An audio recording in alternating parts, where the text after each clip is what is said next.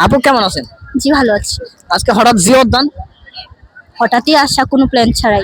Plan ছাড়াই। হ্যাঁ, হাতে ফুল ভাইয়া দিল নাকি? নিজের মুখ নিজেকে মূলত গিফট করা। ভাইয়া নাই। না, সিঙ্গেল জীবন কতদিন থাকবে আপনার? যতদিন না ভালো মনের পার্টনার না পাচ্ছি ততদিন। আমার মতো পার্টনার কি হারাই ফেলবেন? আপনার মতন? ও আচ্ছা, আমার মনে হয় না। কেন? আমি আপনাকে আজকেই দেখেছি। আজকে দেখছেন? হ্যাঁ, এখন যদি এই ভিডিওর সামনে আই লাভ ইউ কই, সরি ভাইয়া। আমি ভাই হয়ে গেলাম। হ্যাঁ, আপনার বাসা কোথায়? গুলশানে। বা গুলশানে মাই আমি ডিজার্ভ করতে পারবো না, কারণ তারা বড় লোক। আপনি কি আসলে বড় লোক? না না, স্থানীয় নাকি? না, স্থানীয় না।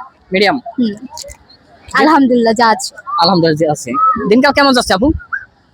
কোনোদিন ভালো, কোনোদিন খারাপ, এই মিলে সবকিছু আলহামদুলিল্লাহ। বাবা মা সবাই ভালো আছে? আম্মু ভালো আছে। আব্বু কেমন আছে বলতে পারি। আম্মু কি করে? আম্মু মূলত কিছু করতেছে না। আপনার জীবনে ছোটবেলা থেকে আপনার এমন কি কষ্ট পেয়েছেন একটু বলবেন, শেয়ার করবেন? ছোটবেলা থেকে তো অনেক কিছু কষ্ট পায়, তবে সব থেকে বেশি যেটা কষ্ট সেটা হচ্ছে আব্বুকে পাইনি। আব্বুর মতো তো কেউ হবে না, বুঝলেন নাই? জীবনে কি হওয়ার স্বপ্ন ছিল আপনার? জীবনে ডক্টর হওয়ার খুব ইচ্ছা। ডক্টর হওয়ার ইচ্ছা। এখন বর্তমানে ডক্টরি পড়া পড়তেছেন? আমি এইচএসসি দিয়েছি, এখনো বলতে পারতেছি না। এই জেনারেশনটা আপনি কেমন চোখে দেখেন? এই জেনারেশন অনেক সেশনটা তো হচ্ছে জীবন- মাইন্ডের উপর ডিপেন্ড করে। হ্যাঁ, অনেক তো ডিভোর্সের হার বাড়তে আছে।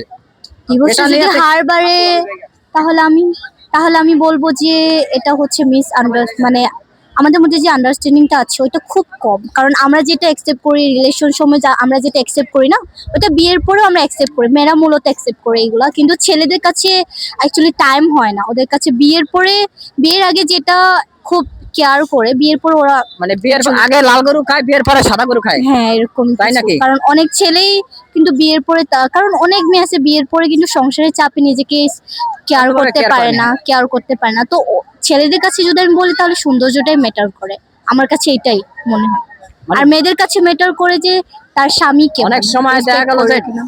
ডিভোর্সের হার বাড়ে, মানে মেয়ের ডিভোর্স দিতেছে এই আমি যদি জেনারেশনে। বলি দিবসের হার যদি বাড়ে তাহলে আমি বলবো না শুধুমাত্র ছেলেদের জন্য, আমি বলবো 50% মেয়ে 50% ছেলে। এটার কারণ কি একটু বলবেন?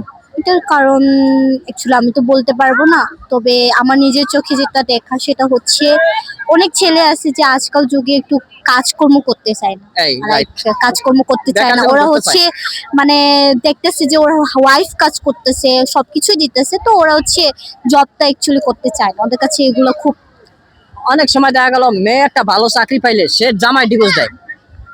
কারণ ওর চায় না যে ওর বউ কাজ করে খাও। কিন্তু এটা তো সম্মানের বিষয়, তাই না? যেটা তুমি করতে পারো না সেটা মেয়ে করে দিচ্ছে, কারণ ওর যোগ্যতা আছে বলে, ও চেষ্টা করছে বলে ও ভালো একটা জব পাইছে। তোমার ওকে উচিত সাপোর্ট করা। আর আজকাল জেনারেশন যদি বলে যে মেয়েদেরকে ঘরেই থাকতে হবে, তাহলে আমি বলবো যে না। সব প্রত্যেকটা মেয়ে, কারণ একটা দেখবেন একটা মেয়ে যখন অসুস্থ হয় তো তার জন্য তো অবশ্যই গাইনিক ডক্টর লাগে, তো তার জন্য অবশ্যই মহিলা ডক্টর লাগে। তো এটা অবশ্য নিচের উপর মাইন্ড করে যে আমার এখন চিন্তা যে- ভাবনা কেমন। এখন যে জেনারেশনটা 15-20 হাজার টাকা তো কিন্তু কিছু হয় না। আপনি যাকে বিয়ে করবেন আপনি দুইজনে কি মিলে কাজ করবেন, সংসার চালাবেন? যদি দেখে যে না আমার হাজবেন্ড একা পারতেছে না, অবভিয়াসলি আজকাল তো অনেক অনেক কিছু অপশন আছে। মানে সে যখন একা পারবে না তখন আপনি তাকে নিয়ে কি করবেন, কাজ করবেন?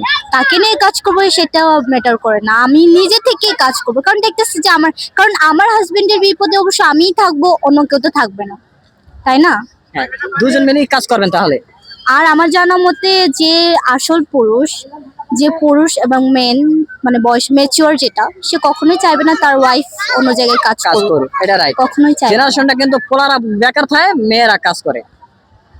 যদি বলে তাহলে এরকমই কিছু।